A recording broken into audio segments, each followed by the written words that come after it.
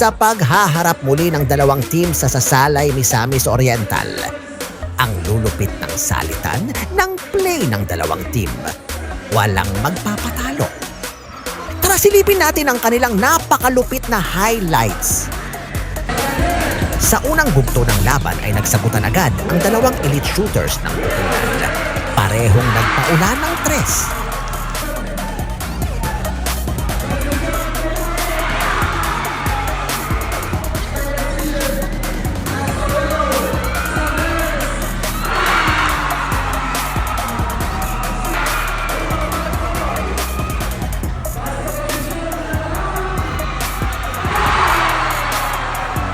Akalain mo isang big man tumakbo para sa fast break at nakakuha pa ng foul. Napa-timeout tuloy si coach. After the timeout, may magandang pasasana si Calo kay Jack Corpus kaso namintis niya ito. Kaya may pagkakataon ang CM Farm na pumuntos uli at di binigo ni Linggo-Linggo ang team kumana na naman ng tres galing sa pasa ni Kabahug.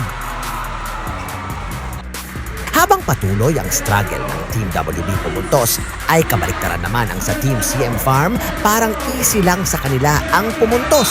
Kaya lumobo na double digits ang lamang nila. Habang nag-i-enjoy si Braguez sa mga no-look pass niya, ay napagtanto na ni Coach Caro na ipasok si the Mr. Energizer Neil Tolentino. Dito na naghiyawan ang crowd kasi magpang-abot na naman muli ang dalawang maaangas ng Pampanga.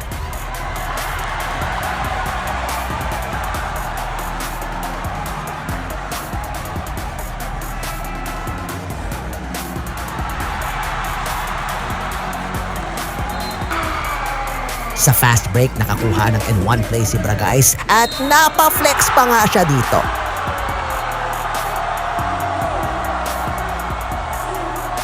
Pero di papayag si the Mr. Energizer na di makabawi.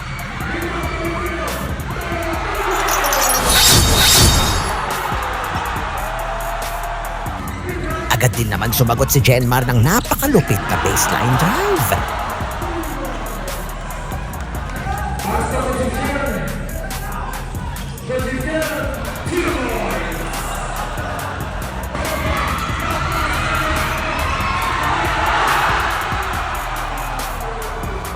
Habang tumatagal ang laro, ay tumaas na rin ang tensyon sa court, napasugod at napamura si coach sa mga referees.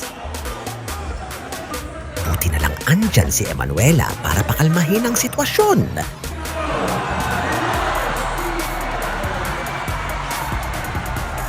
Final seconds sa first half ay nakapagtala pa ang CM Farm ng isang buzzer beater.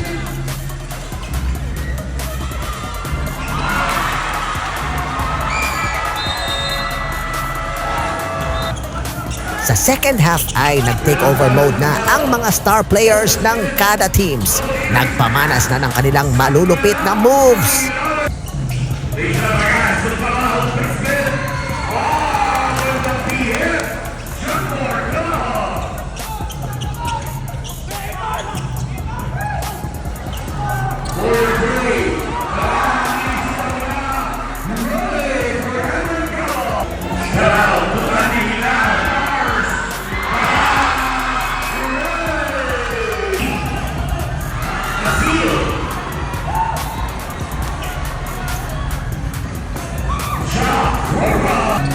Nang dahil sa effort ng mga players ng WB and Sofia team ay nakahabol sila at lumamang pa ng isa.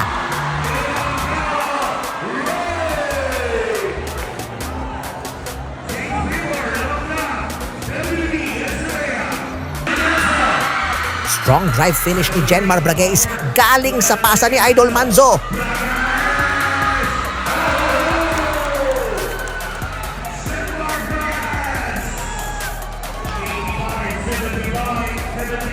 Isa namang bawi ni Eman Calo, nagpakita lang naman ng malupitang assist at may kasama pang foul.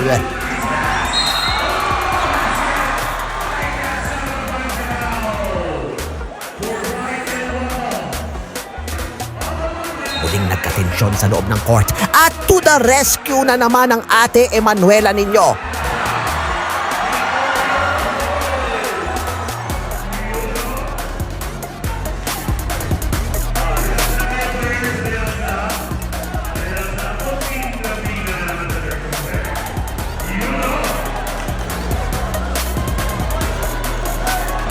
Nagka-technical difficulties na halos tumagal ng 30 minutes.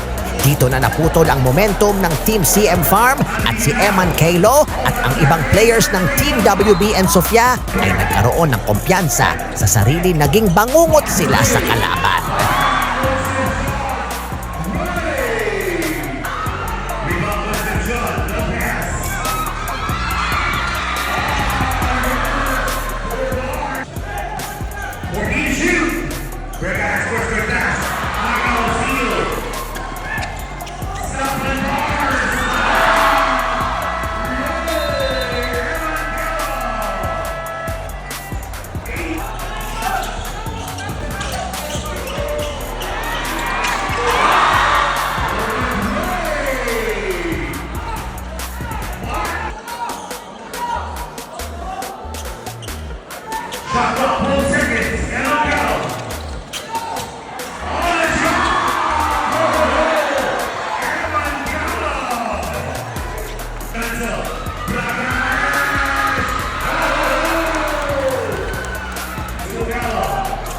Pumuntos man sila pero si Eman ay laging may sagot.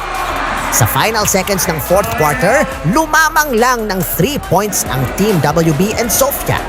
May pagkakataon sana sila na makatabla at to force to overtime, kaso kinapos talaga sila.